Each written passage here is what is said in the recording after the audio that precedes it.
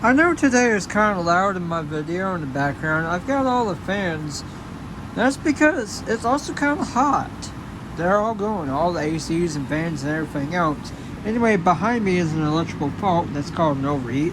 This is an electrical rebuild, and yeah, let's talk about it.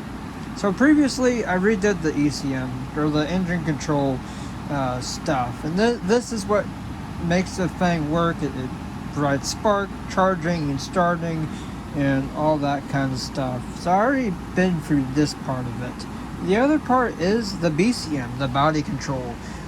That's on the workbench right now. That controls the lights and the braking and the turn signals and horn, and there will be a display that shows engine temperature and even USB charging for my phone on, say, a hot day or whatever.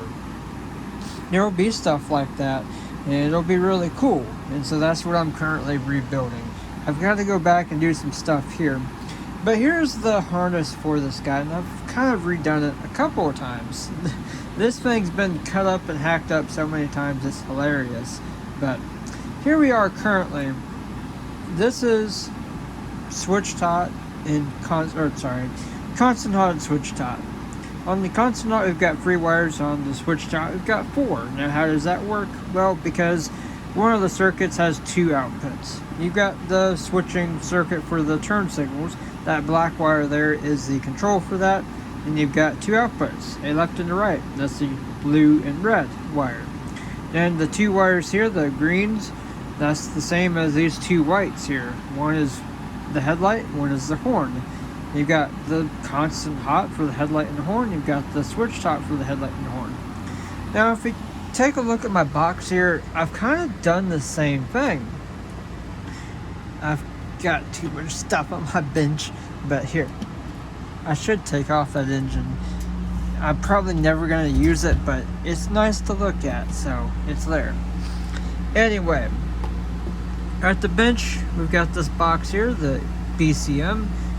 If you look, we've got 3 wires at the top, and then we have 4 wires down here. This is constant hot. This is switch top.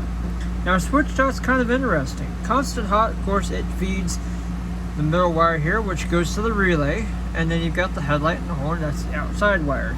The headlight and the horn, of course, they go to the switch. They come out, and there's white wires in blue and red, and of course that goes here. The blue and red go to this board, and that board takes care of this here. What is this here? Front and back, left and right turn signals, as well as the headlight and the horn wires. So I still got to mount it inside the box like these I've done here, but for the most part, this thing is pretty much done.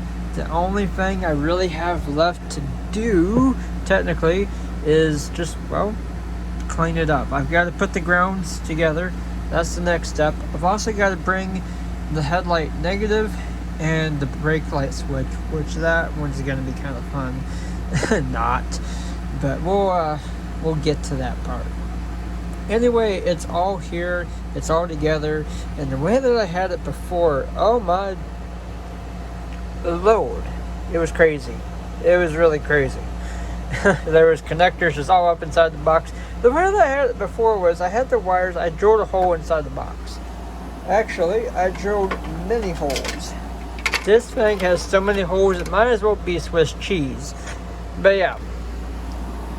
Hence why I've got myself a brand new box here. I had so many holes because I put the wires through there, and then I made my connections inside. Yeah, great for using connectors, except how are you going to get the wire back out of the box? You're not. It's not possible. So I'm doing it this way, actually physically mounting the connectors within the box, and then they're not weather tight, but they're not weather resistant either. They're somewhere in the middle. They will be resistant to splash. That's the idea. And then this way, I just plug the box in. I need to do the same here. I can do it here. It's just time and energy. Slowly coming together. Slowly. I've got 80% of this done today. And then if you look right here, I've got the battery tray. I need to clean it up. I need to trim some of these welds down. and just kind of make it better a little bit. But yeah, I got this vise in like the other day. It's already looking like a disaster. Got that welding dust on there. But yeah, it's alright. It's like a $32 vise, so not bad. Not bad at all. Anyway, I want to thank you guys for watching. That's what I'm up to on my first day off. And I'll have my second day off tomorrow, and then unfortunately I've got to go back to work. But we're going to enjoy it while it lasts. And hopefully here soon we'll have a running bike that actually looks like a running bike. Not a pile of wires and an engine somewhere in the middle of it all. But yeah, slowly but surely we're getting there. So thank you guys for watching. That's going to be all. Peace out.